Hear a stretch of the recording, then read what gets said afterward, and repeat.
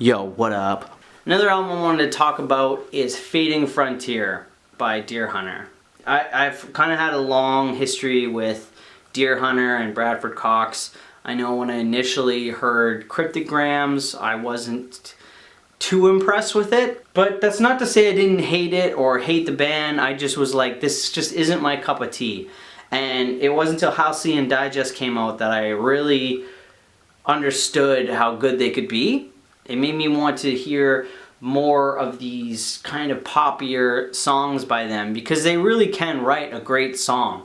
My only problem with Deerhunter was that a lot of songs would just go on and on and on, and there was not enough happening or not enough change in the songs to make me want to keep listening. It does take some time to get into them. It does take a bit of patience to really absorb everything they're doing, but when you do absorb it, it's kind of worth the wait. I kind of came into Fading Frontier with a much more open mind.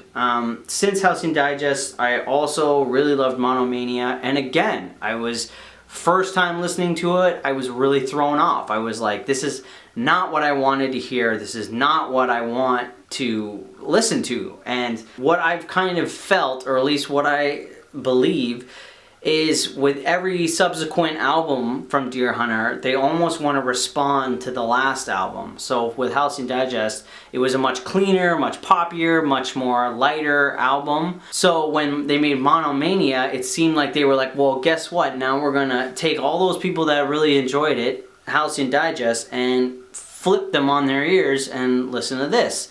And it's a much grittier, grungier, heavier album. But again, I find their writing styles, the songs, the structures, everything's kind of tightening up and getting a little bit more easier to swallow. So when Fading Frontier came out, I was definitely more open-minded, definitely a lot more aware of the fact that I might not like it right away, but I need to give it time before I'll really start to see how great it is. And I didn't find that with this album. I almost liked it right away. The instrumentation's really good, the production's really, really good. They have a really great way of making sounds and making songs that have more texture to them than depth. They don't have 18 layers of sounds and all this weird crap on it, and you know, they're not trying to bend your mind. But they're trying to give you something really interesting and different to listen to, you know? They're not necessarily trying to make something that's conventional or that's got a standard. They're definitely trying to push the boundaries of what they're doing and what they think is interesting even. It's definitely a shorter album, but it didn't really bother me that much. I definitely liked it enough to just play it again, you know? And I think it takes a real confidence and a little bit of bravery to try and make music that only you like and really sort of push the boundaries of what people expect from you and what they want to hear from you, and not necessarily following that path. You know, I think for someone like Bradford, he could probably easily make a pop record every year that he's not necessarily happy with, but the general population is, but he doesn't. But that being said, this album is a lot lighter. It's a lot softer even, a little bit more synthetic, definitely compared to Monomania. They definitely seem to say, okay, now that we made Monomania, we want to make something that's a little the opposite of Monomania.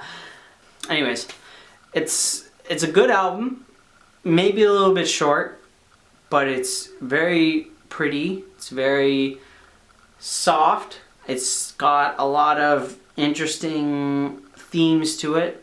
Yeah, I just thought you might be interested if you don't know what to listen to right now. That is definitely something you can listen to, okay? Thank you for watching. All right, have a good night. Bye.